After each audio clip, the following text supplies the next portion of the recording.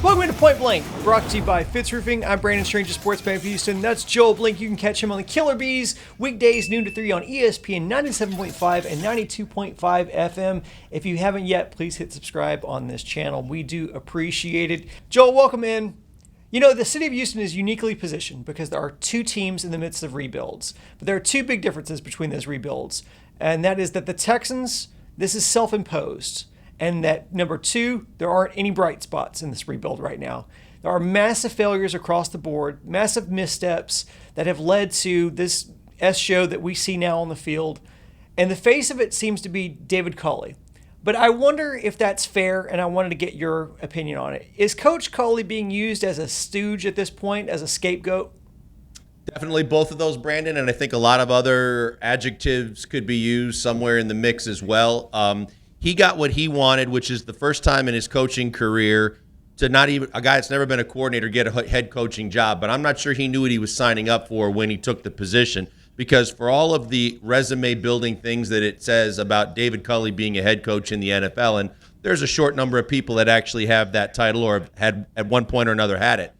But because he was going to be a bridge gap, he was going to be a scapegoat, he was going to be the guy that was going to take all the bumps and bruises and lumps along the way. And then when this team starts winning, they would start rethinking who they needed from a football mind perspective to take them to the next level.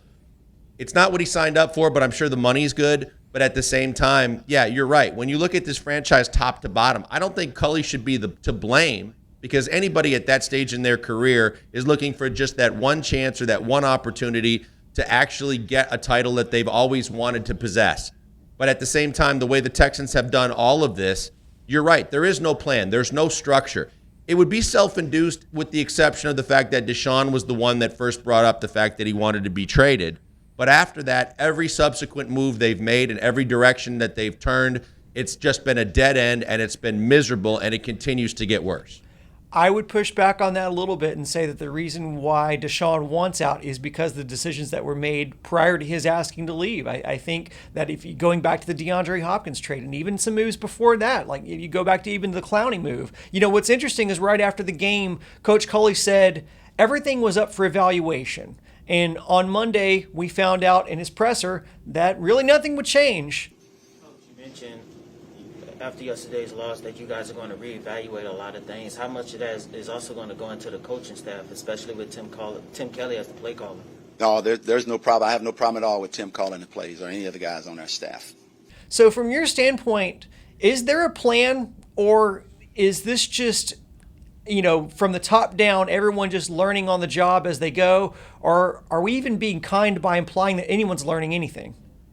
I don't know that there's a plan per se that anybody's learning from or following, like an outline that with structure that has to be followed to get them where they need to go. Sometimes organically or otherwise, if you just do what I've said all along, which was embrace the suck, you can put yourself in a position to where you don't have too many scabs and lingering wounds and scars once you get to the offseason. Because if you have your full complement of draft picks, if you have the ability to start the rebuild on the fly by getting a lot of good young talent at the start of every round, and then you start looking at leaning on the guy you hired as general manager and hoping that, look, hopefully you're in such a good position drafting so high, you can't really screw it up unless you really, really try hard to think negatively, that Nick Caserio could also do the right thing, draft the right players, and then also send Deshaun Watson somewhere at some point when everything is behind them from the off-the-field stuff to get even more picks, and maybe in the draft as well, because there's so many positions of need to fill, instead of just taking the one premier player, because there's no real quarterback that says that. You don't need a defensive end per se to be the end-all, be-all to fill the only hole you have on your team. You need the number one corner, the number one offensive lineman, the number one defensive lineman, whatever it may be. Get the number ones at other positions to start rebuilding this roster, and maybe, just maybe, even as bad as this season is, and what it could just be a speed bump if they play it correctly. I want to ask you about, you know, having those things to build on going forward. But before we do that, give us a word from Fitz Roofing. Well, we love the people at Fitz Roofing. They're loyal and dedicated to the people of Houston, and they do better work than anybody in the city and the surrounding areas. It starts by offering a free, no-obligation inspection to anyone with an issue around their house. It could be a roof replacement, a roof repair, home repairs, a fence in your yard. All you do is call them, 832-521-3001. They come to you and tell you what they can do, and it costs you absolutely nothing. If you want them to come back and do the work, best warranties in the business, best products and best ratings, it's Fitz Roofing, making a difference one home at a time. Joel, the offense has just been awful. They've been shut out for the second time this season. Tyrod Taylor's not looked like the same player since coming back from injury. The defense, though, on the other hand, is just as bereft of talent as the offense, and yet somehow the defense actually looks competent. What's the difference between what's going on offense and what's going on defense? Very simple, Brandon. It's called Lovie Smith. Lovie Smith, who's a former head coach on both the collegiate and pro level. Lovie Smith, who's been one of the better defensive coordinators in the league.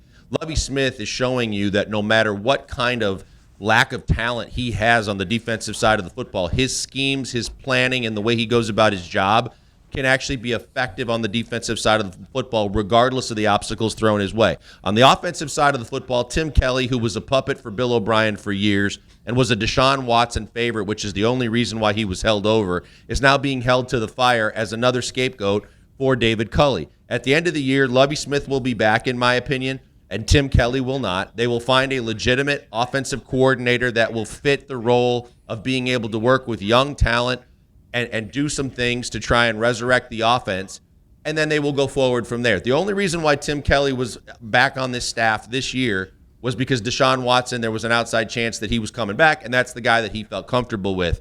Once Deshaun and the Texans parted ways in every way but a trade, you could tell that Tim Culley was the wrong guy for this job, and that's why I think they'll move on. If we believe that Coach Culley's in this position right now to, ensure a high draft pick, is that really who you want coaching up your team once you get that young talent in? Or maybe should a guy like Lovie be steering the ship at that point?